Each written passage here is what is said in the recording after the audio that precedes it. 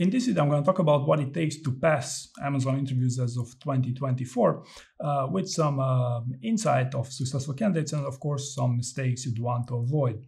The first thing I'd like to talk about here would be something new with respect to Amazon Loops, Amazon Final Interview Rounds, is that they now allow you to split that final interview over the course of 2 days.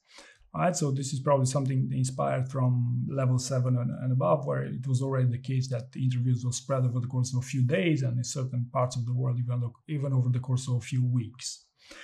Right, and I would highly recommend you to accept their offer to split this into two separate days, simply because it's the same thinking as when you're getting asked a question in a job interview. You should avoid hurrying to answer that question, because statistically speaking, this is how people do most monumental mistakes in this job interview. So try to give it time. It's a good idea that they allow you this. Now, something interesting for many of you would be to hear that, at least in my experience, successful candidates almost never use AI to prep their job interviews. Okay, I'm saying this because I see many of you being hooked on the AI I provide on my website, and getting examples and getting your stories evaluated and so on and so forth. Well, in my experience, people who pass these interviews rarely, if ever, if at all, use AI. So you should know, right? An interesting characteristic of people who pass these interviews, which by the way is nothing really new but still holds over the years, is that these people get the job done, the job of preparing the interview, right? And to give you the simplest example, if you have a three-hour training program, right, and you look at it, I must consume that content, especially because I paid money for it, but they think with the end goal in mind. If they have that 3-hour training program, they will spend 1, 2, 3, 4, 5 days to complete that training program, right? Not to just try to generate examples using AI and say, no, this is boring, I have better stuff to do. No, they just look at it as a job and they just do it, right? Same goes with roleplay and other stuff, but this is the most classic example I could give you, and I could successfully correlate people who complete training programs even. Like just the other day, I had such an example of someone who completed my training program. In fact, they watched it more than once, and who got the job. Okay, so this get the job done approach does work in preparing Amazon interviews, right?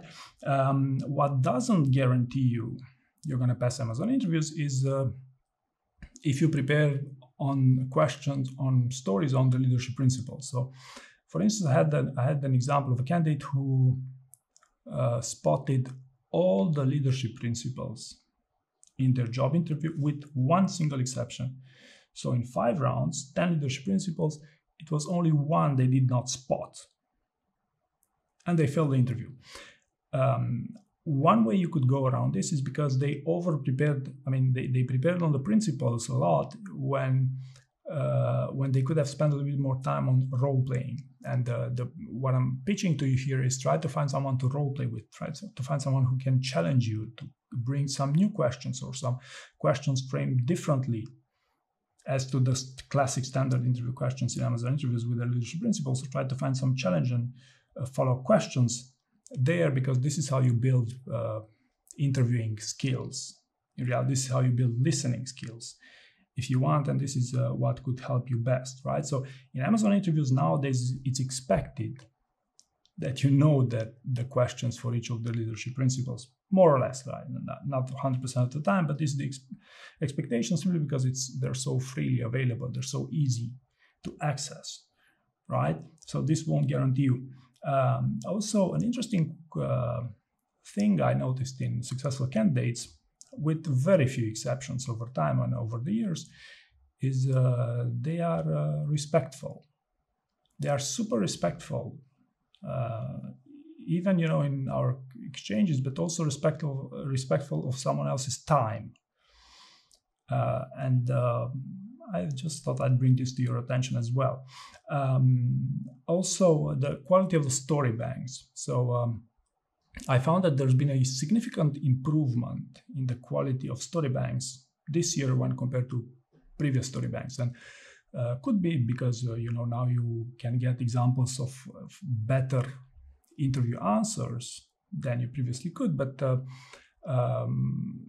also I have plenty of examples of story banks with over 50 pages of content, right?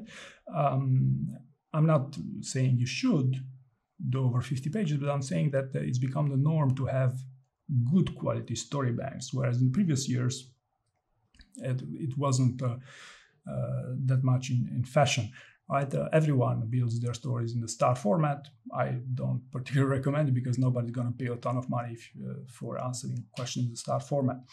But last but not least, maybe a useful tip for you if you want to pass a screening round with an Amazon interview.